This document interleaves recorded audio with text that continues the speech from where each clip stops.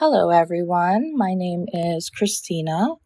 I'll be your reader for today from Express International, collaborating with the Guyana National Library, bringing to you today's story, Aladdin's Lamp, from Fairy Tales for Girls, retold by Nick Ellsworth, illustrated by Stephen Aitken, Sahin Erkocak, Marcy Ramsey, Gary Rees, and Elena Selivanova. Today's story would be Aladdin's Lamp. Everyone can follow along, starting from pages 132 to 133. Let's get into it. A long time ago, in faraway China, there lived a poor tailor, his wife, and their son, Aladdin. The tailor worked hard and hoped that his son would one day enter the family business. But all Aladdin liked to do was spend time with his friends. Even when his father died, Aladdin didn't stop being lazy. It was left to his poor old mother to bring a little money into the house by spinning cotton. One day, while he was being lazy as usual, a stranger approached Aladdin and said, "My goodness, but you must be Aladdin. You look just like your father." "I am your father's brother, who has been away for many years. Please take me to your mother at once." Aladdin was surprised. He didn't think he had an uncle, but did as he was told anyway. When his mother saw the stranger, she was also confused and said, "Yes, my husband did have a brother. I never met him. I thought he died many years ago." But it was such a happy meeting, and the stranger seemed such a nice man, she found it easy to believe that it was her dead husband's brother. What Aladdin and his mother didn't know was that the stranger was an evil magician who had picked Aladdin because he looked like a layabout. He wanted to use Aladdin for his own ends and then get rid of him. However, for the time being, he was very charming to the boy and his mother. After treating them to a good meal, the magician told the boy he'd like to show him around the richer parts of the city. They walked through beautiful gardens and wide streets with magnificent houses. After a while, Aladdin and the magician found themselves in a small, dark alley. Without warning, the magician stopped and pulled on a big metal ring attached to a flat stone in the middle of the street. Underneath the stone were stairs leading down into darkness. "Nephew," began the magician, "you must go down these stairs for me. At the bottom, you will find 3 caves full of gold and silver. You must pass through all of the caves and promise not to touch anything. Then you will enter a garden full of strange stone fruit hanging from the trees. You may pick some of it if you wish. At the end of the garden, you will find a dirty old lamp. Empty the oil from it and bring it to me. The lamp is the only thing I wish for." Aladdin was a little nervous, but the magician had given him a beautiful emerald ring to keep if he promised to bring the lamp back. Aladdin went slowly down the stairs. At the bottom, he found the 3 caves that were full of gold and silver, just as his uncle had said. But he kept his promise and didn't touch any of it.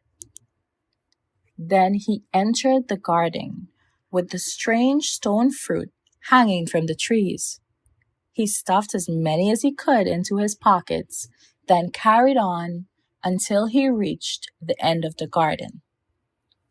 There, he saw the old oil lamp. He picked it up, poured out the old dirty oil, and walked back through the gardens and the 3 caves until he reached the stairs again. The magician was waiting for him at the top of the stairs. "Give me the lamp," he said eagerly. "Help me get out of here first, and then I'll give you the lamp," said Aladdin. "I want it now," cried the magician, and tried to grab the lamp out of Aladdin's hand. This had been his plan all along. He was going to take the lamp, then shut Aladdin beneath the ground forever. But as the two of them struggled, the stone suddenly fell back over the hole, shutting Aladdin with the lamp firmly inside.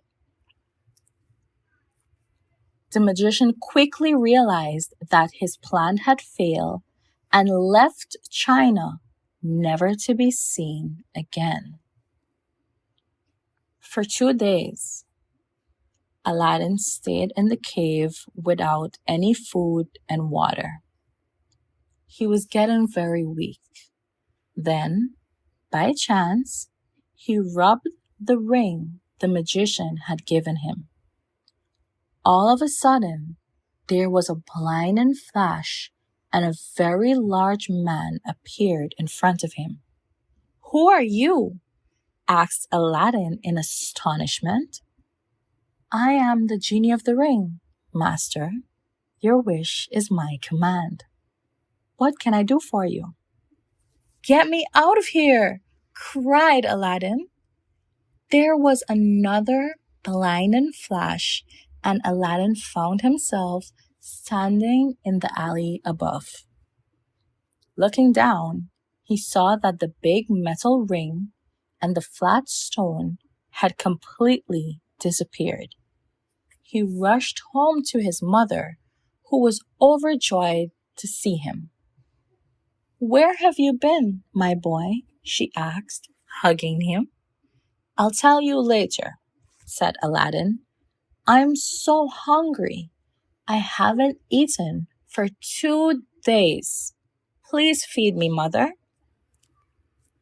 His mother cooked up whatever bits she had in the house, but it wasn't very much. After he'd finished eating, Aladdin was still hungry. "Maybe I can sell the lamp for food," he said. "I'd better give it a polish."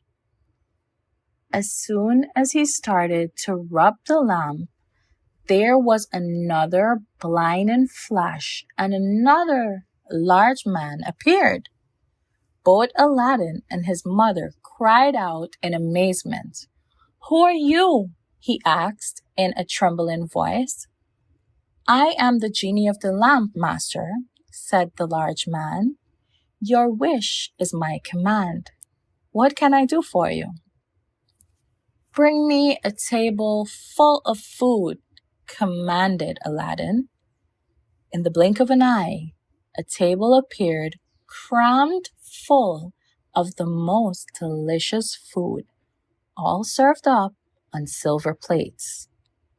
When Aladdin and his mother had eaten everything, they sold the silver plates for a lot of money, which bought them enough food not to go hungry again for a very long time. One day, while strolling in the market, Aladdin saw the Sultan's daughter, Princess Baroud Badur. and fell in love with her instantly. He went to see the Sultan and asked for his daughter's hand in marriage. As a gift, Aladdin gave the Sultan all of the stone fruit he'd found hanging from the trees in the cave. "You must be very rich to give me such a present," smiled the Sultan. "You're exactly the sort of man I wish my daughter to marry." But the Sultan's chief courtier wanted his son to marry the princess, so he urged the Sultan to give Aladdin a test to prove himself. So the Sultan asked Aladdin for even more of the stone fruit. But this time, the Sultan wanted 40 servants to carry the fruit to his palace on 40 silver platters. When he was alone, Aladdin once again rubbed the lamp, and again the genie appeared. "What can I do for you, master?" he asked Aladdin.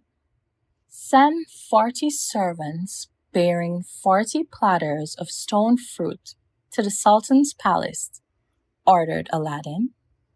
The Sultan was astonished when the very next day 40 servants bearing 40 platters of fruit arrived at his palace. "Look at this!" exclaimed the Sultan. "I am now certain that Aladdin will make a fine husband for my daughter." But the chief courtier, who still had hopes that his son might marry the Sultan's daughter, suggested one final test for Aladdin. "This is all well and good," he said, "but where would they live if they were married? If Aladdin is as wealthy as he says he is, he should be able to build a wonderful new palace for your daughter." "You're right," said the Sultan, who was a simple man at heart and always thought that his chief courtier knew best.